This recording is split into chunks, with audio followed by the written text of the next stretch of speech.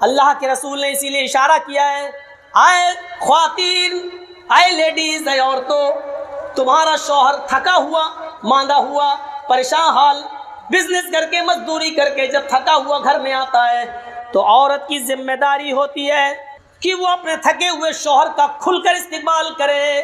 جیسی دروازے پر دروازہ کھولنے جائے تو مسکراتے ہوئے اس کا دیدار کرے۔ یہاں ہوتا الٹا ہے، عورت بیچارہ، آدمی دن بھر بیچارہ کام کر کے آیا اور جیسی گھر میں گھسا بیوی نے اپنی داستان سنانا شروع کر دی، پلک خراب ہو گیا بجلی کا، پنکھا نہیں چل رہا ہے، موٹر پھک گیا۔ ارے اللہ کی بندی، یہ بات تھوڑی دیر میں بھی کہہ سکتی تھی، تیرا شوہر گھر میں آیا ہے، وہ تیرا شوہر ہے، بجلی میکینک نہیں ہے جو بجلی سنبھالے گا۔ آتے ہی اب آئے کب سے بجلی خراب ہے، اس کا موڈ خراب ہو گیا، کم وقت میں تو دن بھر کا تھکا ہوا آیا ہوں۔ بہت سی عورتیں شکایت کرتی ہیں میرا شوہر 12 بجے رات میں گھر میں آتا ہے، پتہ نہیں کہاں بیٹھا رہتا ہے، 1 بجے گھر میں آتا ہے۔ میری بہنوں، ایک بات تمہیں بتاتا ہوں، سنو، اگر تم گھر میں اچھے کپڑے پہن کر نہیں رہتی ہو، بن سنور کر نہیں رہتی ہو، صاف لہجے میں کہہ دوں کہ پرفیوم اور خوشبو لگا کر میک اپ کر کے گھر میں تم نہیں رہتی ہو، تو پھر تمہیں یہ شکایت کرنے کا کوئی حق نہیں ہے کہ میرا شوہر 12 بجے گھر میں آتا ہے، 1 بجے گھر میں آتا ہے۔ وہ پوری رات بھی گھر نہیں آئے گا، کیونکہ جب تم اس کے لیے بن سنور کر تیار ہی نہیں ہو تو وہ اتنی جلدی آ کر کیا کرے گا تمہارے پاس؟ بدبو سونگے گا تمہارے پسینے کی۔ اس عورت کو شکایت کرنے کا کوئی حق نہیں ہے، 12 بجے آتا ہے، 2 بجے آتا ہے، ہم تو کہہ رہے پوری رات نہ جائے، بھنگن بن کے رہے گی، کون جائے تیرے پاس؟ ہاں، تمہاری شکایت اس وقت جائز ہے جب تم بن سنور کر اپنے شوہر کا انتظار کرو۔ عورت لپسٹک بھی لگا سکتی ہے، آتی تھی پہلے لپسٹک، اس میں خنزیر کی چربی، اب ساری کمپنیوں نے کہہ دیا ہے کہ ہم یہ لکھ کے دینے کے لیے تیار ہیں کہ ہماری لپسٹک میں چربی، خنزیر کی چربی، سور کی چربی کی آمیزش نہیں ہے۔ کمپنیوں نے اس بات کا پرماڑ پیش کیا ہے اور گواہی دی ہے۔ اگر یہ کنفرم ہو کہ سور کی چربی ہے تب تو نہیں لگا سکتی ہے، لیکن نہیں ہے تو لگا سکتی ہے۔ اور شوہر کے لیے باہر نہیں، باہر جا رہی لپسٹک لگا کے پتہ نہیں، ایسا لگتا ہے جیسے کس کا خون پی کے آ رہی ہے۔ اپنے گھر میں رہو، آدمی زیادہ سے زیادہ یہی سمجھے گا نا گھر کی اپنے آدمی کا خون پیا، وہ تو پیو، وہ تو روز پی رہی ہو، تو کوئی فرق نہیں پڑتا۔ اگر آپ کا شوہر لپسٹک کو پسند کرتا ہے تو آپ گھر میں لپسٹک لگا سکتی ہیں، کریم پاؤڈر لگا سکتی ہیں، رنگ ظاہر ہو ایسا میک اپ آپ استعمال کر سکتی ہیں۔ مرد کی زینت، مرد کی خوشبو وہ ہے جس کا رنگ ظاہر نہ ہو، خوشبو اٹھے، خوشبو اٹھے، یہ مرد کی زینت ہے۔ کیا ہے؟ رنگ ظاہر نہ ہو۔ مثلا مرد لپسٹک نہیں لگا سکتا لیکن خوشبو خوب لگائے، جتنی لگا سکتا، جنت الفردوس لگائے، عود لگائے، کستوری لگائے، یہ لگائے، خوشبو اڑ رہی ہو، مرد لگا سکتا ہے، لگا کے کہیں بھی جا سکتا ہے، لیکن عورت خوشبو لگا کے گھر سے باہر نہیں نکل سکتی ہے۔ لیکن عورت کی زینت اس میک اپ میں ہے جس کا رنگ ظاہر ہو اور خوشبو دبی ہوئی ہو، خوشبو دبی ہوئی ہو، اور رنگ ظاہر ہوگا، لپسٹک لگائے گی تو رنگ ظاہر ہوگا، کریم پاؤڈر لگائے گی تو رنگ ظاہر ہوگا، یہ عورت کا میک اپ ہے۔ لیکن عورتوں، میری ماں بہنوں، یہ سارے ہتھیار صرف اپنے شوہر پر استعمال کر سکتی ہو، کسی دوسرے غریب انسان پر نہیں، وہ تو مر جائے گا بیچارہ، شوہر کو مارو۔ اس لیے کہ تمہیں یہ سارے ہتھیار چلانے کی اجازت شریعت نے دی ہے، لیکن شوہر پر، کسی اور پر نہیں۔ فرمایا تمہارا شوہر گھر پہ آتا ہے تو اس کی تکان دور کرو، ہنس کر اس کا استقبال کرو، مسکرا کر اس کا جواب دو۔ اب گھر میں آیا بیچارہ تھکا ہوا، دیکھا عورت کچن میں گھسی ہوئی ہے، کپڑے سکڑے ہوئے ہیں، ایک پیچھا باہر جا رہا ہے، ایک اوپر جا رہا ہے، اور بال بکھرے پڑے ہیں، کچن کی گندگی لگی ہوئی ہے۔ ارے تجھے معلوم ہے کہ 5 بجے میرا شوہر آفس سے آتا تو 4 بجے تک تو نے کام کیوں نہیں سمیٹے؟ اپنے شوہر کا استقبال اچھے کپڑوں میں، اچھی خوشبو میں، اچھے میک اپ میں کیوں نہیں کیا؟ اب سوچ رہا گھر پہ جاؤں تو اپنی بیوی سے گلے ملوں، تھکا ہوا ہوں، کچھ سکون حاصل کروں۔ گھر میں گیا، دیکھا یہ تو بھنگن بنی بیٹھی، غصے میں آیا، طلاق طلاق طلاق۔ اس سے تو اچھا میری آفس والی تھی، کم سے کم بنٹھن کے بیٹھی تھی۔ پھر وہ دیر سے آئے گا تمہارے گھر، کیوں آئے گا؟ 10-9 بجے کیوں بیٹھے گا تمہارے پاس؟ گھر میں آتا تم بھنگن بن کے رہتی ہو، تو پھر آفس والی ہی کو نہ پسند کرے گا۔ میں یہ نہیں کہہ رہا ہوں کہ وہ جائز ہے، وہ غلط کر رہا ہے، لیکن اس سے زیادہ غلط تم کر رہی ہو، کیونکہ تم اس کی بیوی ہو کر اس کو اپنے جسم سے روک رہی ہو اور فائدہ اٹھانے کا موقع نہیں دیتی ہو۔ اس لیے فرمایا کہ اگر عورت کو بچہ بھی ہو رہا ہو اور وہ اونٹنی کے اوپر بیٹھی ہو. زچگی کے وقت، بچے کی پیدائش کے وقت عورت کو ایک اونٹنی پہ بٹھایا جاتا تھا عرب کے اندر، تاکہ آسانی سے ڈلیوری ہو جائے، آسانی سے بچہ پیدا ہو جائے. فرمایا اللہ کے نبی نے اگر تم اس اونٹنی پر بھی بیٹھی ہوئی ہو اور تمہارے بچے کا ڈلیوری کا وقت قریب ہو اور اس حال میں تمہیں تمہارا شوہر ہم بستری کے لیے تمہیں بلائے، تم سے وہ یہ چاہے کہ وہ اپنی بیوی سے فائدہ حاصل کرے، تو آئے عورت تجھے اس وقت بھی اپنے شوہر کے پاس جانا پڑے گا، اس لیے کہ اس کے دل میں لگی ہوئی آگ کو تیرے علاوہ کوئی بجھا نہیں سکتا ہے. اگر اس کے دل کی آگ کو تو نے نہیں بجھایا تو تیرا شوہر غلط کام میں پڑ سکتا ہے، ادھر ادھر جا سکتا ہے، اس کے خرمن میں آگ لگ سکتی ہے، وہ غلط راستے پر جا سکتا ہے. فرمایا کہ عورت کو اس حال میں بھی اپنے شوہر کے پاس آنا پڑے گا، اور اس پوزیشن میں بھی وہ اپنے شوہر کو اپنے جسم سے نہیں روک سکتی ہو. سن لو، اللہ کے نبی فرماتے ہیں اگر تم چولہے پر بھی بیٹھی ہو، روٹیاں پکا رہی ہو، آگ جل رہی ہو، روٹی جلتی ہے تو جل جانے دو. اگر تمہارا شوہر تمہیں بلاتا ہے کہ تم سے کوئی فائدہ حاصل کرے تو تم چولہے کو چھوڑ کر، روٹیاں پکانا چھوڑ کر اپنے شوہر کے پاس جاؤ گی، اس کے ارمان کو پورا کرو گی، اس کے دل کے مقصد کو پورا کرو گی. اس میں نا نو نہیں ہونا چاہیے. میری ماں بہنوں، یہ تمہارا گھر بنانے کے لیے محمد رسول اللہ نے اس حد تک اجازت دی ہے، اس حد تک حکم دیا ہے عورتوں کو، تاکہ تمہارا بھی گھر بنا رہے اور اس کا بھی گھر بنا رہے اور وہ دوسری طرف نہ بھٹکتا. شوہر کی اطاعت اور فرما برداری ہر حال میں ضروری ہے. یہاں تو شوہر کی اطاعت ہوتی ہے، شوہر کی. اللہ کے رسول اپنی بیوی کی تعریف کر رہے ہیں، عائشہ صدیقہ کی، تو عائشہ بھی تعریف کر رہی ہیں. اور ادھر تو حال یہ ہوتا ہے کہ عورتیں جلدی تعریف کرتی نہیں ہیں شوہر کی. زندگی بھر ناز و نعمتوں سے پالتا رہا ہو، ایک مرتبہ اس کی آپ مرضی کے خلاف کام کر دیجئے، یا ایک مرتبہ تھوڑا سا اس کو پیسہ ویسا کم مل جائے تو کیا کہے گی زندگی میں کبھی سکون ملا ہے تمہارے گھر؟ پوری زندگی پہ پانی پھیر دے گی، آپ کی پوری زندگی پہ پانی پھیر دے گی، پوری زندگی. سنا ہو قصہ، ایک پیر صاحب تھے، ان کی بیوی ان کو پیر ہی نہیں مانتی تھی. حق تیرے جیسے 336 پیر روز دیکھتی ہوں. حق. ایک بار اس عورت نے دیکھا کہ آسمان پر ایک پیر صاحب اڑ رہے ہیں، مسلح ہوا میں بچھا ہوا ہے اور اس پر کھڑے ہو کے نماز پڑھتے ہوئے جا رہے ہیں. تو عورت نے اپنے شوہر سے کہا ایک تم پیر بنے پھرتے ہو، آج میں نے پیر دیکھا ہے. دیکھا ہے؟ کہاں؟ آسمان میں. کیسے دیکھا؟ کا مسلح بچھایا تھا. اچھا، ہوا میں اڑ رہا تھا. بیوی نے کہا ہاں تمہیں کیسے معلوم؟ نماز پڑھ رہا تھا نا. ہاں. ہوا میں اڑ رہا تھا نا. ہاں. وہ میں ہی تو تھا. اس کا شوہر بولا وہ میں ہی تو تھا. بیوی جھٹ سے کہتی ہاں مجھے لگا کہ تم تھے. کہا کیوں؟ کہا اسی لیے تو ٹیڑھے ٹیڑھے اڑ رہے تھے، اڑنا نہیں آ رہا تھا تمہیں. پھر کبھی نکال دی. ابھی تک اس کی تعریف کر رہی تھی، جب سنا کہ یہ کہہ رہا کہ وہ میں ہی تو تھا تو کہہ دی تبھی تو ٹیڑھے ٹیڑھے اڑ رہے تھے. اور ایک مرید نے اپنے پیر کو خواب میں دیکھا کہ جنت میں گھوم رہے ہیں، 70 حوروں کے بیچ میں بیٹھے ہوئے ہیں. ہمارے پیر صاحب جنت کے شہد اور دودھ کی نہروں میں گوتے لگا رہے ہیں. صبح آنکھ کھلی ان کی، کہنے لگے اپنے پیر صاحب کو جا کے خوشخبری سنا دوں کہ ارے تم تو جنتی آدمی ہو. جیسی پیر صاحب گئے، پیر صاحب کے گھر مرید گیا، اس نے دروازے کو دستک دی تو کیا دیکھ رہا؟ اندر آوازیں آ رہی ہیں، تڑا تڑ تڑا تڑ. اس نے جھانک کے دیکھا شاید پیر صاحب پٹ رہے ہیں. اس نے سوراخ سے ایسی جھانک کے دیکھا تو کیا دیکھتا ہے کہ پیر صاحب کی بیوی جھاڑو سے پیٹ رہی ہے پیر کو. وہ کہتا رہے یار یہ کیا ہو گیا، میں نے تو خواب میں دیکھا ہے کہ پیر صاحب جنت میں گھوم رہے ہیں، 70 حوروں کے بیچ میں بیٹھے ہوئے ہیں، یہاں تو ایک نہیں سنبھل رہی ان سے. یہ بیچارہ جانے لگا. پیر صاحب دروازہ کھولتے ہیں، کہاں جا رہے ہو؟ میں جا رہا ہوں گھر. ادھر آؤ. کیوں آئے تھے؟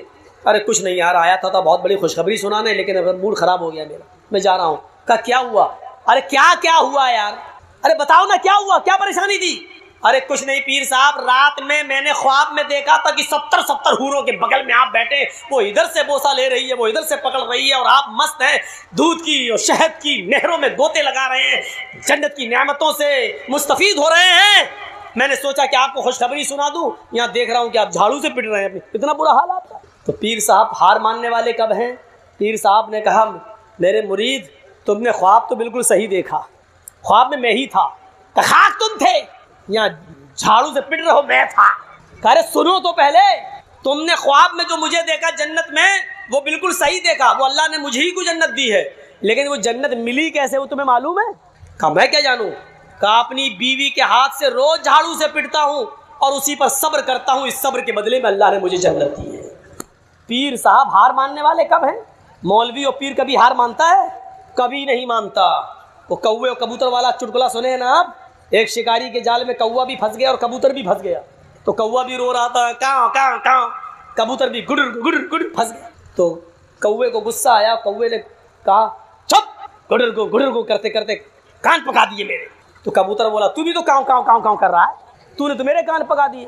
तो कौवा बोला मैं तो इसलिए रो रहा हूँ कि मैं कबूतर बोला अरे मैं तो इसलिए रो रहा हूँ कि मैं तो हलाल हूँ और ये शिकारी मुझे जाल से निकालेगा और काट के ज़िबा करके खा जाएगा, मुझे तो कटना ही कटना है, इसलिए मैं रो रहा हूँ। तूने काव काव काव काव करके मेरे कान काय पका दिए। चुप। कौवा बोला मैं तुमसे ज़्यादा परेशान हूँ। कबूतर बोला मुझसे ज़्यादा परेशान हूँ? अरे तू तो हराम है, तुझे तो जाल से निकाल के उड़ा देगा शिकारी, तेरा क्या करेगा? या पिंजड़े में बंद कर देगा तो खाना पानी देगा, तू कटेगा थोड़ी, हमें तो कटना है। कौवा बोला चुप, कटना है। ये जाल किसी जाहिल का नहीं है जिसमें हम फंसे हैं, ये एक मौलवी साहब का जाल है जिसमें हम फंसे हैं। कबूतर बोला क्या? कि हाँ। तो कबूतर ने पूछा कि मौलवी साहब का जाल हुआ तो क्या हुआ? करे मौलवी पे कोई भरोसा नहीं, कब कौवे को भी हलाल का फतवा दे के काट के खा जाए। मैं तुमसे ज़्यादा परेशान हूँ। मौलवी कभी हार मानता नहीं, पता नहीं कब फतवा दे दे कौवा भी हलाल है, या ये कह दे काला कौवा हलाल है, या ये कह दे कि 2 पैर वाला कौवा हलाल है।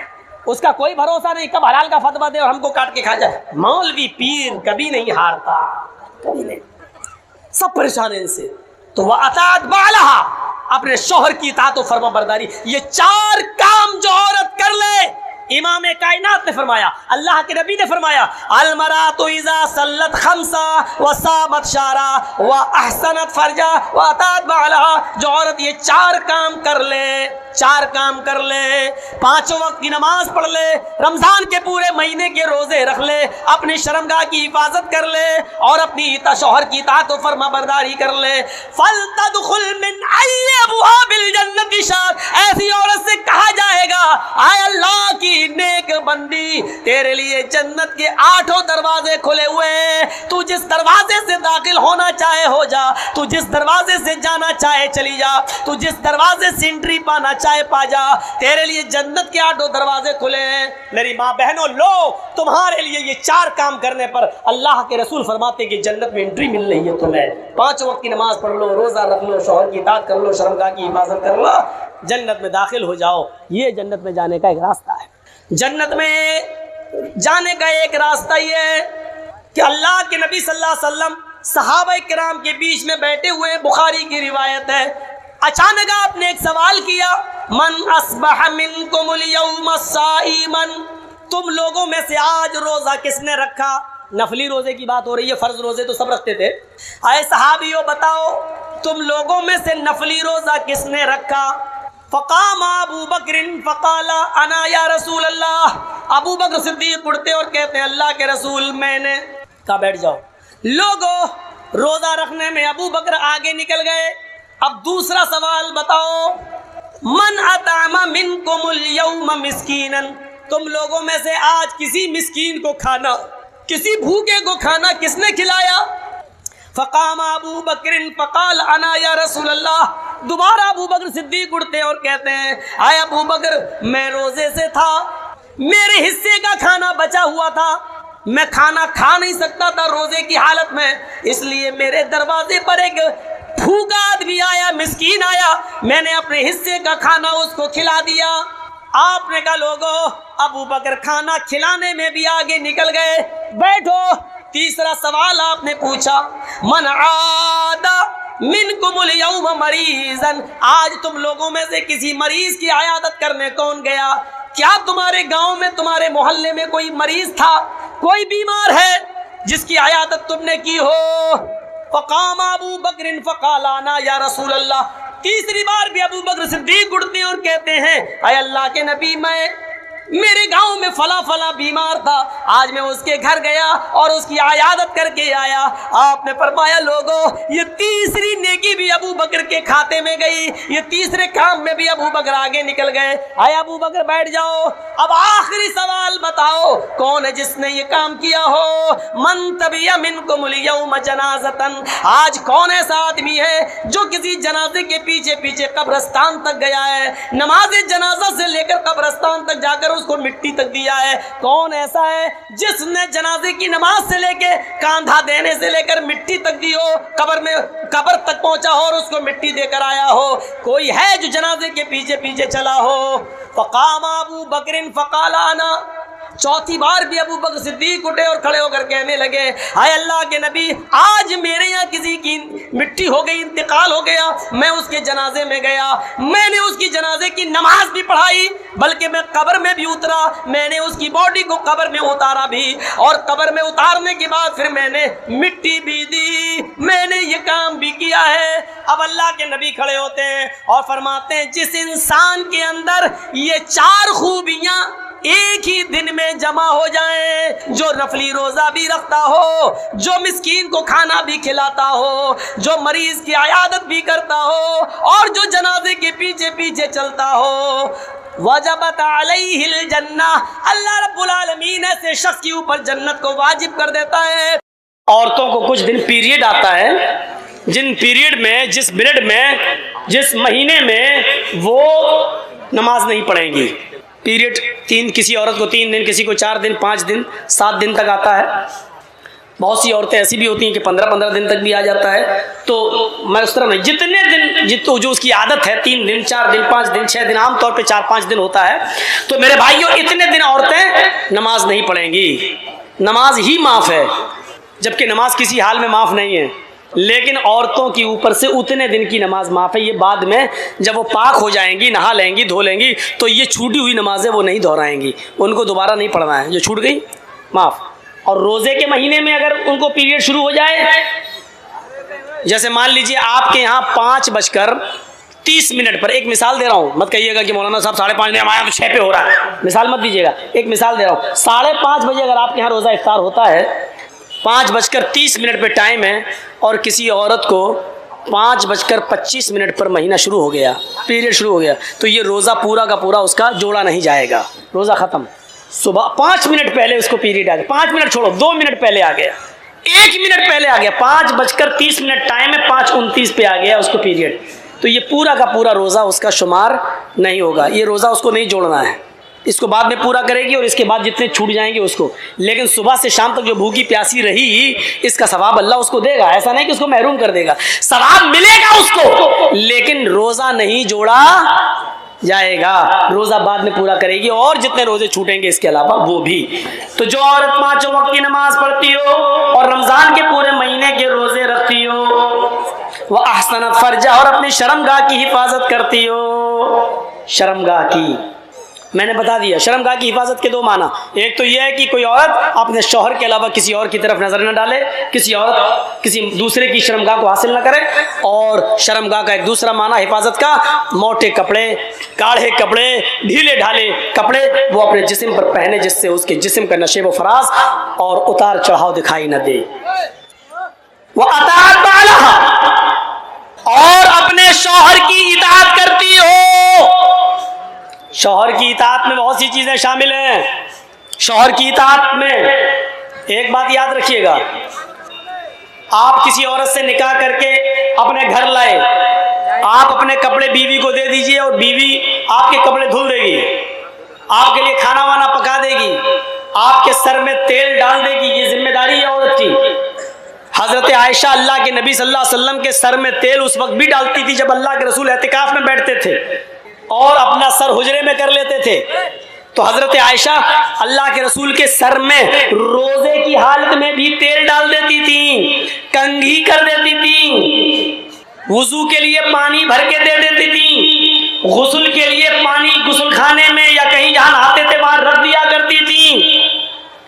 پتہ یہ چلا کہ کنگھی کر دینا، شوہر کے سر میں تیل ڈال دینا، شوہر کے لیے پانی گرم کر دینا یا پانی غسل خانے میں رکھ دینا، ٹاول وغیرہ رکھ دینا، لنگی وغیرہ رکھ دینا کہ نہا کر میرے ہسبینڈ چینج کریں گے، یہ ساری چیزیں عورت کی ذمہ داری میں شامل ہیں اور شوہر کی اطاعت میں شامل ہیں۔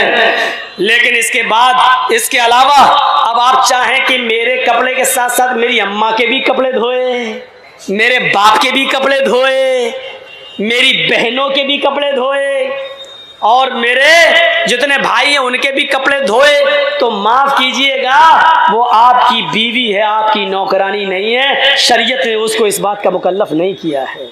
प्यार से चाहो तो कुछ भी काम ले लो औरत से, लेकिन अगर आप हुक्म चला कर लोगे तो सुन लो, शरीयत ने ससुर के कपड़े धोना औरत पर की जिम्मेदारी में शामिल नहीं किया है, सास के कपड़े धोना जिम्मेदारी में शामिल नहीं किया है।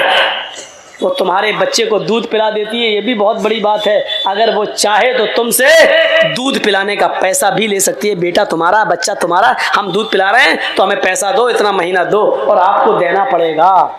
मौलाना साहब ये क्या मुसीबत खड़ी कर रहे हो, हमारी तो वैसे भी नहीं बनती अपनी बीवी से, तुम और कहते रहो, सुन के जाएगी तो कल। पूरा खर्चा अगर आप अपनी बीवी को नहीं देते हैं तो बीवी को इजाज़त है कि वो आपकी पैंट की जेब में से उतना ले सकती है जितने में उसका और उसके बच्चों का खर्चा चल सके। आपको बताए नहीं, इसको चोरी में शुमार नहीं किया जाएगा, वो चोर नहीं लिखी जाएगी। डरो मत। ये मसला जिस जगह मैंने बताया था ना, वहाँ मेरी भी बीवी गई हुई थी सुनने, दूसरे दिन मेरी जेब से 5000 गायब हुए थे। कोई बड़ी बात नहीं, लेकिन औरतों में कमी होती है। इजाज़त दो 2 रुपए की तो निकाल लेती है 200 रुपये, और फिर हिसाब जुड़ा देंगे, इतने में तेल आया, इतने मसाला आया, इतने में चादर, इतने में तकिया, इतने में ये, वो सब हिसाब जुड़ा देंगे। और अभी भी आपसे कहेंगे अभी हुआ क्या, 2 रुपए की जगह 200 ले लिए, कहे अभी हुआ क्या, मेरी पाउंड से नहीं आई, अभी फेयर एंड लवली बाकी है, अभी तो मेकअप का सामान बाकी है, वो और दो, हिसाब और जुड़ा देंगे। शौहरों की खिदमत और इताअत ये शामिल है, करेगी। आजकल तो तारीफ ही नहीं करती औरतें, शौहर कहते कितना अच्छा होगा, तुम क्या जानो, मैं भुगत रही हूँ, मैं जानती हूँ कि तुम जानती हो।